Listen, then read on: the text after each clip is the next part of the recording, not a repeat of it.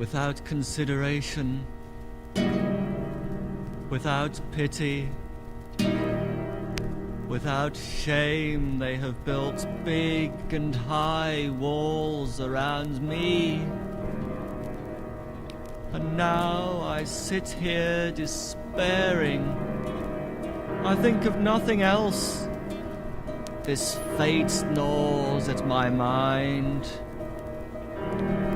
For I had many things to do outside. Oh, why didn't I observe them when they were building the walls? But I never heard the noise or the sound of the builders. Imperceptibly they shut me out of the world.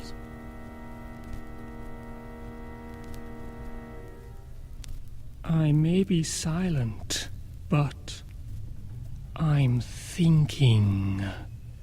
I may not talk, but don't mistake me for a wall.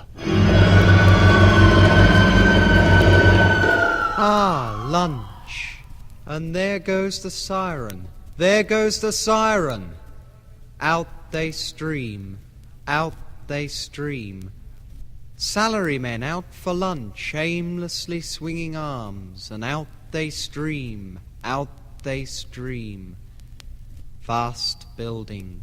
Coal black, tiny, tiny exit. Thin cloud filming the sky. Thin cloud and dust blowing up. Comical salarymen looking up, looking down. Ah, lunch. And there goes the siren. There goes the siren. Out they stream. Out they stream. Vast building. Coal black. Tiny, tiny exit. The siren mounts on the wind, echoes, re-echoes, and blows away.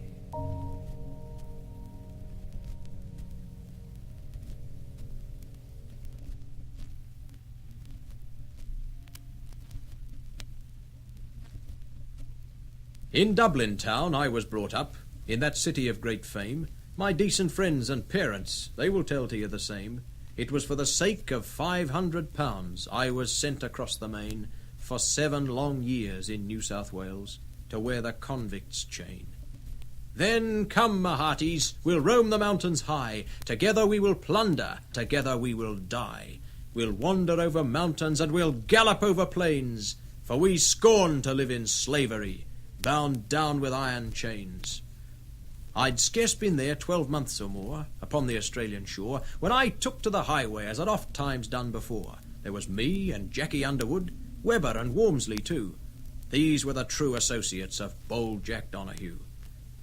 Now Donahue was taken, all for a notorious crime, and sentenced to be hanged upon the gallows tree so high. But when they came to Sydney jail, he left them in a stew. And when they came to call the roll, they missed bold Donahue. As Donahue made his escape, to the bush he went straightway. The people, they were all afraid to travel night and day, for every week in the newspapers there was published something new concerning this dauntless hero, the bold Jack Donahue. As Donahue was cruising one summer's afternoon, little was his notion his death was near so soon, when a sergeant of the horse police discharged his carabine and called aloud on Donahue to fight or to resign. "Resign to you, you cowardly dogs! A thing I ne'er will do, for I'll fight this night with all my might," cried bold Jack Donahue. "I'd rather roam these hills and dales like wolf or kangaroo than work 1 hour for government," cried bold Jack Donahue. He fought 6 rounds with the horse police, until the fatal ball, which pierced his heart with cruel smart, caused Donahue to fall. And as he closed his mournful eyes, he bade this world adieu, saying, "Convicts all, pray for the soul of bold Jack Donahue."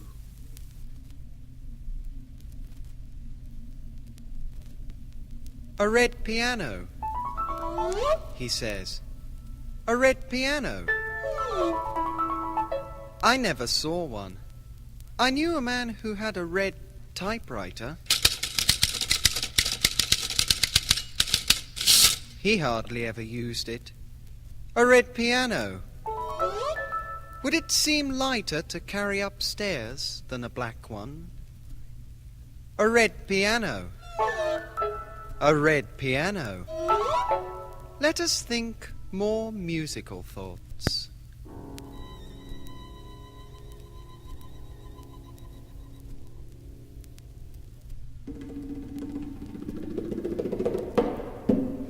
When I am an old woman, I shall wear purple, with a red hat which doesn't go and doesn't suit me.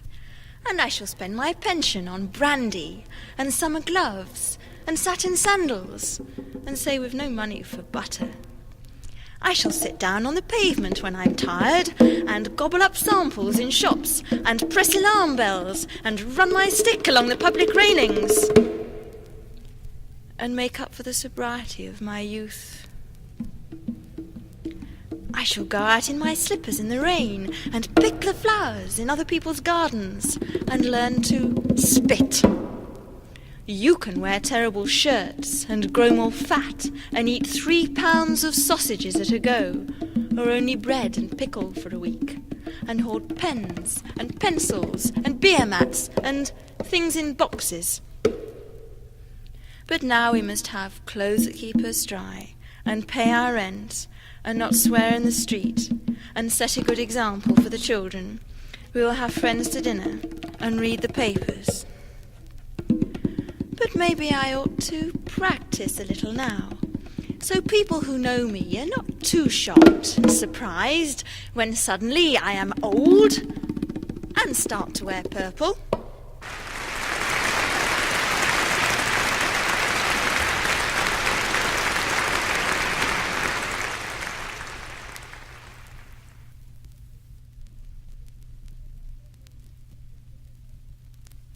"14 ways of touching the Peter. 1.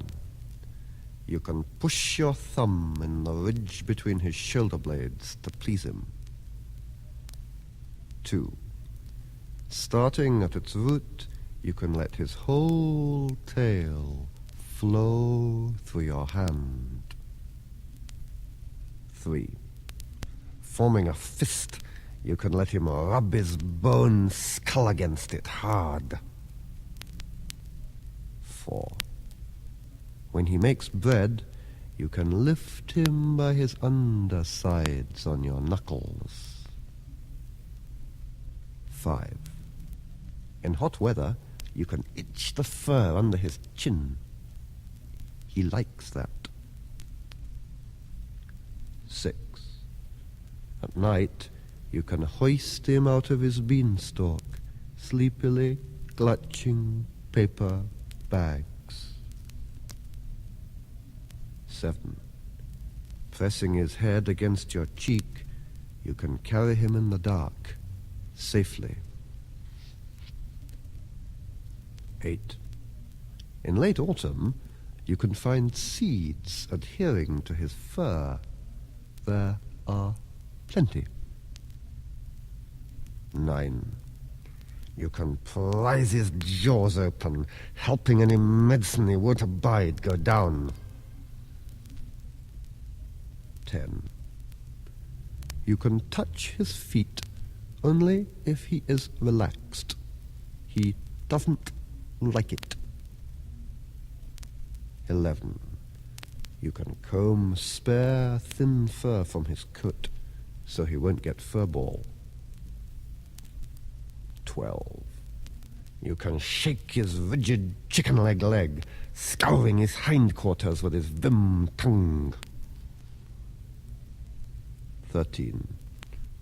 Dumping hot fish on his plate, you can fend him off, pushing and purring.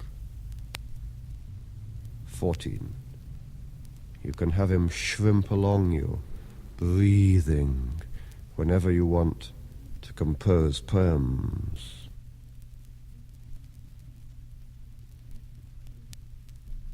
I queued in the post office.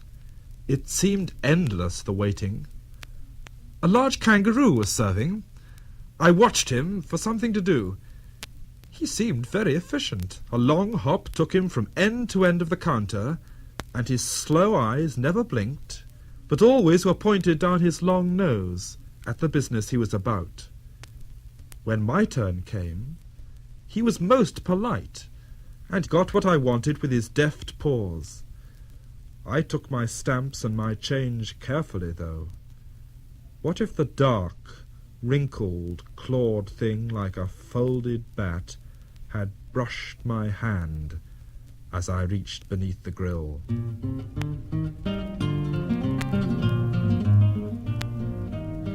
Every evening after tea, Grandad would take his bucket for a walk. An empty bucket. When I asked him why, he said because it was easier to carry than a full one. Grandad had an answer for everything.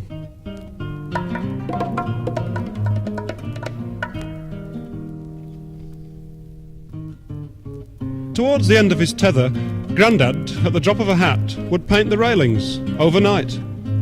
We became famous all over the neighbourhood for our smart railings and our dirty hats.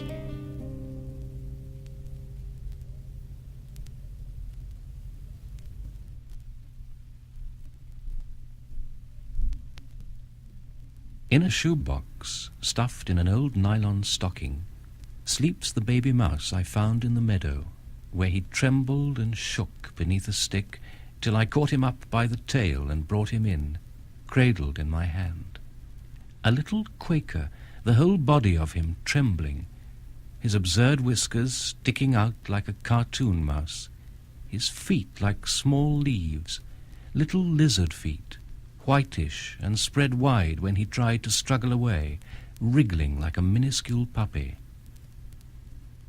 Now he's eaten his 3 kinds of cheese and drunk from his bottle-cap watering trough, so much he just lies in one corner, his tail curled under him, his belly big as his head, his bat-like ears twitching, tilting toward the least sound. Do I imagine he no longer trembles when I come close to him?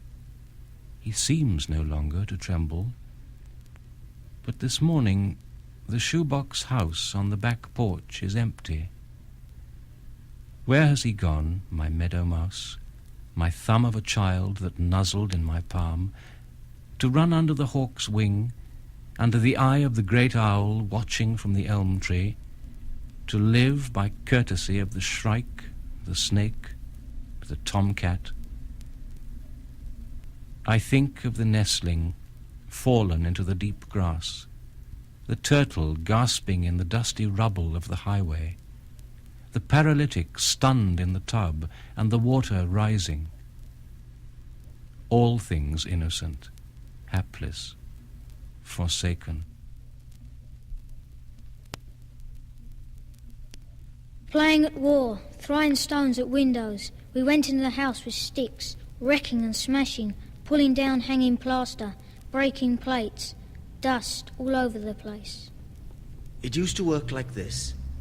Teaching school, I'd put my feet up on the master's desk, stare threatfully across the Daily Mirror, and say to them, "Today I want a brown horse in a green field." That way they never bothered me. But now I teach a boy who's always running out of paper, wants fresh water, finds fault with his brush, paints a tractor driven by his dad, puts trees, flowers, grass, the sky, the sun, wrestles with demons in the hedgerows, scatters flocks of birds, runs screaming from the shadow in the right-hand corner near his house, whimpers and wipes his nose along his shirt, cries, "Sir," can't manage it, the paper's turning black. I scold him, not unjustly, and help him with the horse and show him green. Today he comes to me and edges out his painting, limp as rag. The horse, I say, it's blue, the grass all black. "No, sir," he says, "that's my dog. I've got a blue dog."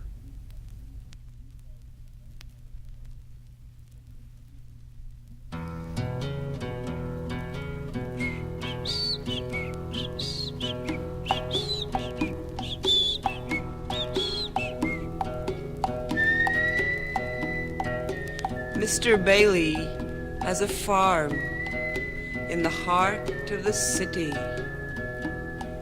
He keeps pigs, 2 great sail-tailed peacocks, spinnakered to the wind, and a goat.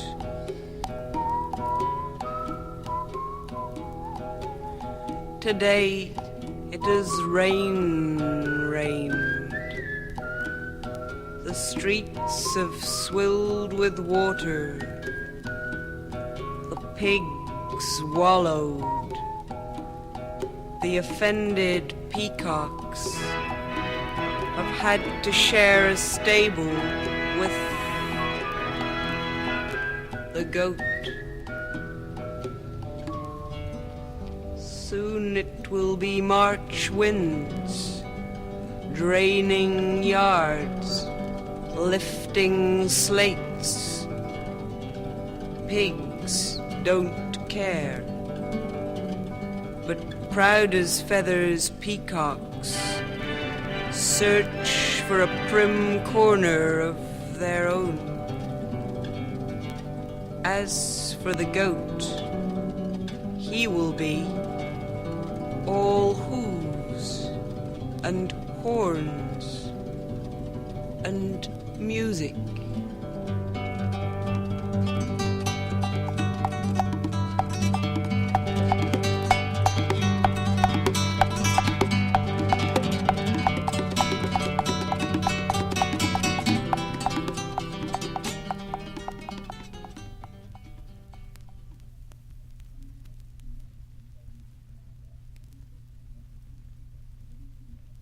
On autumn evenings the children still play in the park, scuffing up the sweet-smelling aftermath, their shadows in the sunset triple length, making heroic kicks, half-legendary saves. They play until it is dark, and still for a little while after can be seen by the flitting of their plimsolls, by their sleeves, and by the winkling orb of grass-stained polythene rising up white against dark sky or leaves, till by some common consent the game must close. No one bothers any more to yell pass or shoot. Someone gives the ball a last terrific boot into the air, and before it falls they are gone, wheeling away over the grass, snatching their sweaters up from the goalposts, going who knows where, only later to see how soon the white ball never fell, but went on climbing into the dark air and became the moon.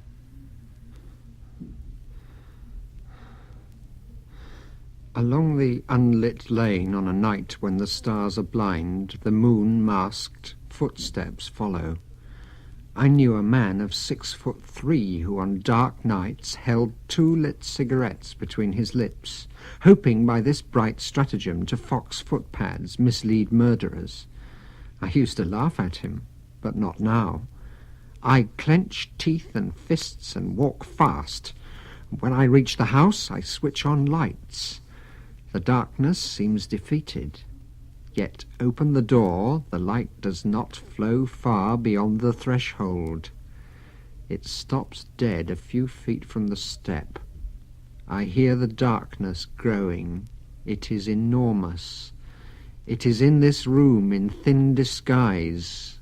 I am afraid of it, and with good reason.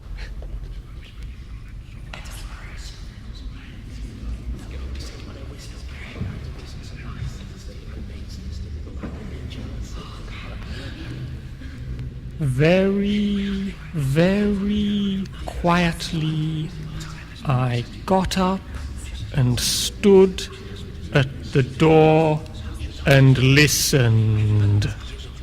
They were talking about someone else. I went back to bed. My father climbs the stairs above my head, and then I hear him climb into his bed. Sheep bleat. The sun's last sparks float through the wood like bubbles in last week's lemonade. I wait. and then ask, is he all right, up in the dark without a proper light. He pulls the heavy clothes up to his chin. I'm fine, he says. I'm perfect. Good night, son.